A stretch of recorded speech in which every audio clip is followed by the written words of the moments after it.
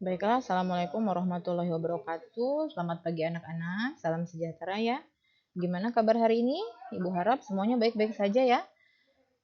Kita hari ini berjumpa lagi dalam mata pelajaran Bahasa Indonesia seperti biasa. Dan kita sudah sampai di bab paling terakhir di semester ini. Ya, di bab atau di materi terakhir untuk semester ini. Jadi, kita masih akan membahas tentang teks observasi, tapi di sini yang kita akan bahas adalah bagaimana penggunaan imbuhan asing dalam teks laporan hasil observasi. Karena yang kita ketahui bahwasannya dalam teks laporan hasil observasi itu banyak sekali menggunakan kata-kata asing ya. Kata-kata asing, kata-kata ilmiah, itu banyak sekali terdapat di teks observasi. Jadi, kita di sini akan belajar untuk memahami bagaimana penggunaan imbuhan asing dalam teks laporan hasil observasi. Baiklah, langsung kita masuk materi pelajaran kita hari ini. Sebelum kita mulai, marilah kita berdoa sesuai dengan agama dan kepercayaan kita masing-masing. Berdoa mulai. Baiklah, berdoa selesai. Nah, di sini A, bahasan yang kita bahas ini adalah A, penggunaan imbuhan asing dalam teks laporan hasil observasi. Jadi, imbuhan asing yang pertama yang akan kita bahas adalah imbuhan asing yang memiliki akhiran is, yang artinya memiliki makna bersangkutan dengan. Nah, jadi kalau imbuhan ada sebuah kalimat dari kata dasar mempunyai imbuhan is, berarti dia maknanya bersangkutan dengan. Akhiran is ini merupakan adaptasi dari bahasa Belanda dan bahasa Inggris seperti berikut. Contoh, teknis, praktis, kronologis, biologis. Nah, jadi contohnya yang pertama ada teknis, dia memiliki akhiran is. Jadi ini dari bahasa asing ya nak ya. Artinya adalah bersifat atau mengenai teknik. Yang kedua ada praktis, ini dari bahasa asing juga ternyata memiliki imbuhan is. Nah, dia ini maknanya adalah berdasarkan praktik, mudah dan senang memakainya. Berikutnya ada kata asing kronologis, berkenaan dengan kronologi yang artinya menurut urutan waktu. Berikutnya ada biologis, yaitu berkenaan dengan biologis. Contoh lagi nih, kan tadi yang berakhiran is, kata dasar sistem, jadi sistematis, akhirannya juga is. Oh, berarti dia berkenaan dengan sebuah sistem. Itu ya. Imbuhan asing yang pertama adalah imbuhan asing berimbuhan is. Berikutnya, imbuhan asing yang memiliki akhiran isasi. Gunanya kalau tadi yang imbuhan is itu menyatakan berhubungan dengan, yang isasi ini dia di sini digunakan untuk menyatakan sebuah proses atau sebuah kejadian. Sebuah proses atau sebuah kejadian sesuatu ya. Berasal dari adaptasi bahasa Inggris nih nak. Ini banyak sekali diambil dari bahasa asing yaitu bahasa Inggris. Contohnya, kata berimbuhan isasi yang pertama adalah organisasi. Kata dasarnya organ. Makna isasi adalah organisasi adalah perkumpulan orang-orang yang dibentuk guna mencapai satu tujuan yang sama.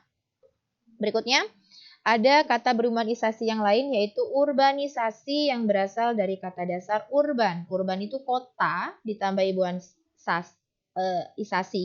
Jadi di sini adalah proses perpindahan penduduk dari desa ke kota dengan motif atau tujuan tertentu. Berikutnya, kata berimbuhan isasi yang berikutnya adalah doktrinisasi, berasal dari kata doktrin. Doktrin itu merupakan suatu ajaran, suatu kepercayaan. Karena ditambah dengan imbuhan isasi menjadi doktrinisasi. Nah, di sini maknanya adalah sebuah proses pemberian doktrin atau suatu ajaran. Berikutnya kata perimbuhan isasi. Di sini ada namanya digitalisasi, berasal dari kata dasar digital ditambah kata dasar isasi, dia maknanya berubah menjadi proses pendigitalan suatu hal. Berikutnya, kata berimbuhan Islam nih, kata dasarnya Islam. Nah, di sini ada nih yang namanya imbuhan isasi. Jadi Islam tadi kan sebuah agama kata benda. Setelah ditambahkan isasi, dia menjadi sebuah proses pengislaman suatu kaum atau wilayah. Itu isasi ya. Dan banyak contoh-contoh yang lainnya bisa kalian lihat di buku ya nak ya. Berikutnya, penggunaan imbuhan asing dalam teks laporan hasil observasi. Di sini dikatakan bahwa awalan asing banyak digunakan pada istilah-istilah bahasa Indonesia, terutama untuk laporan hasil observasi, karena ada beberapa makna yang tidak dirubah dari makna dari bahasa asing nih. Contohnya kayak ada bahasa Inggris table, itu artinya meja. Jadi dirubah dalam bahasa kita itu menjadi meja, bahasa Inggrisnya table. Tapi ada beberapa kata asing yang dari bahasa asingnya itu tidak dirubah maknanya, tidak juga dirubah pengucapannya. Nanti kita lihat contoh-contohnya ya. Kata yang menggunakan awalan asing dicontohkan sebagai berikut. Yang pertama contohnya ada namanya antioksidan, anti komunis, anti klimaks, anti karat, dan lain-lain. Jadi di sini kalau ada kata-kata anti, berarti maknanya adalah bertentangan atau berlawan. B, misalnya pada bilateral, bilingual, biconvex. Awalan ini artinya kalau ada kata-kata begini berarti dia maknanya dua. Bilateral, bilingual, biconvex.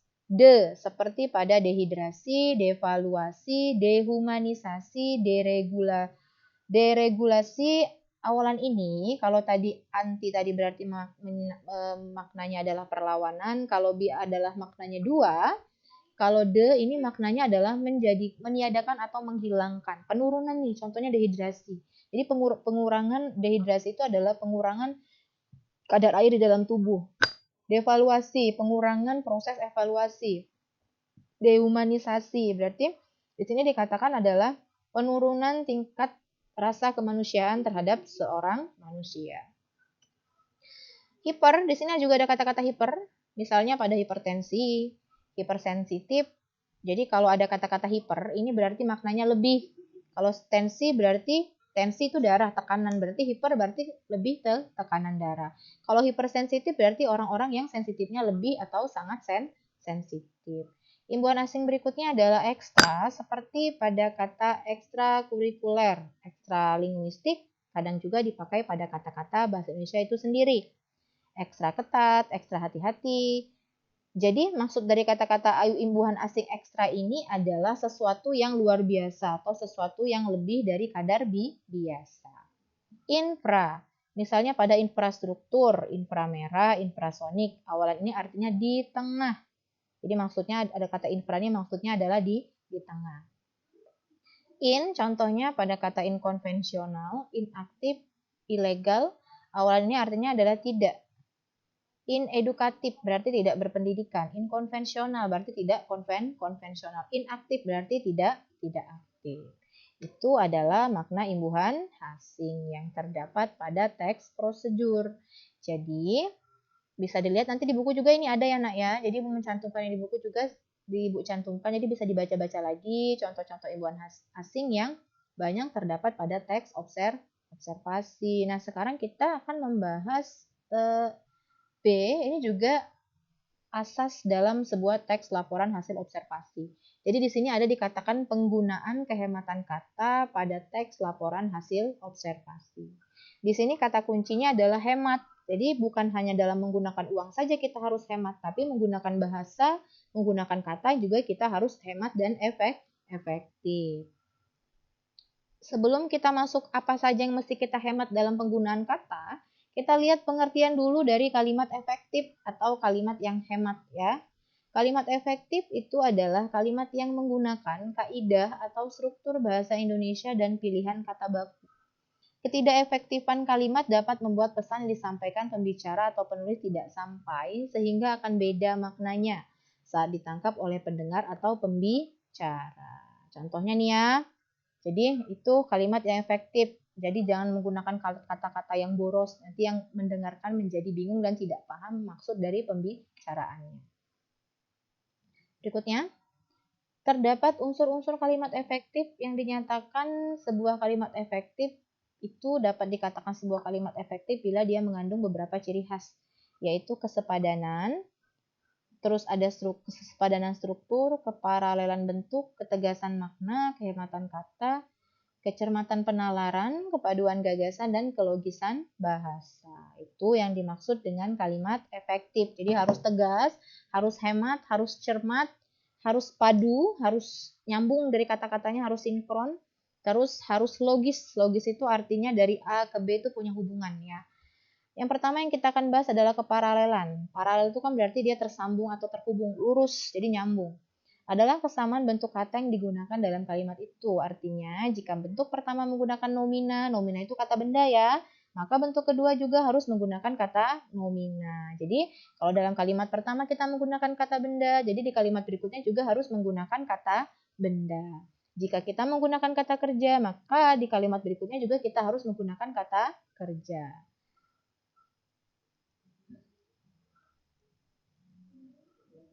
Berikutnya, contohnya, di sini dikasih contoh ya.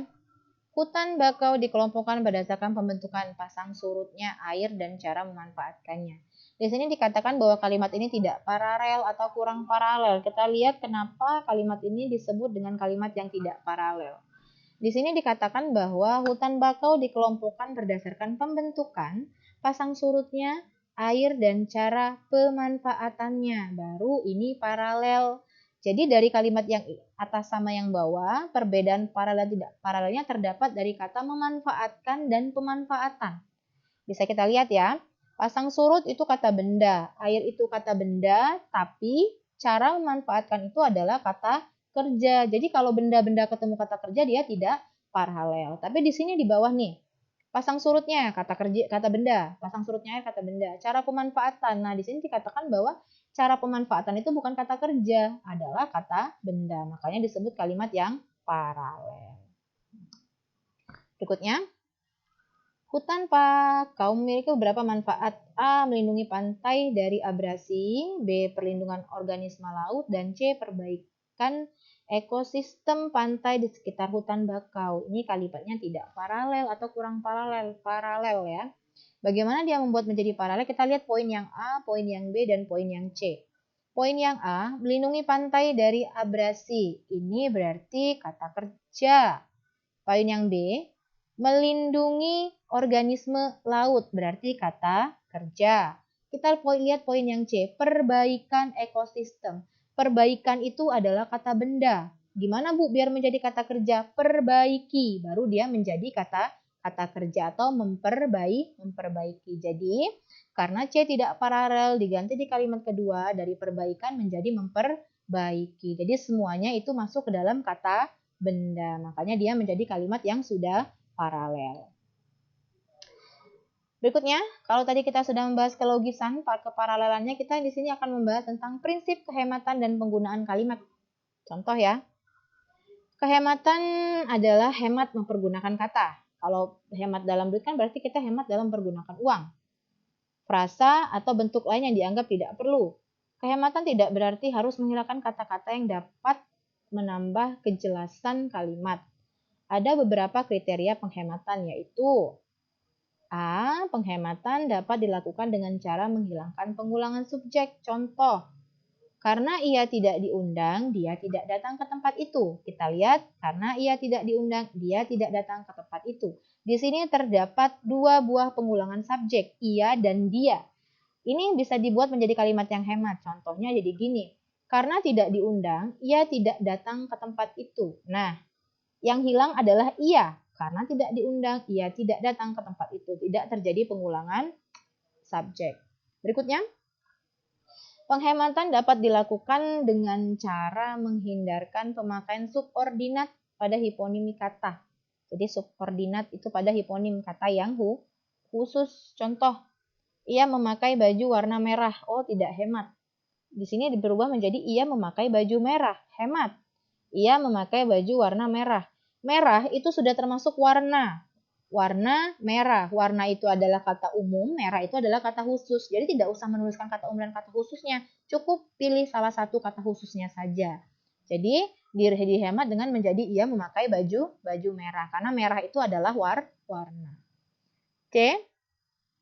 Penghematan kata dapat dilakukan dengan cara menghindarkan kesinoniman dalam satu kalimat. Contoh, sejak dari pagi dia bermenung, tidak hemat.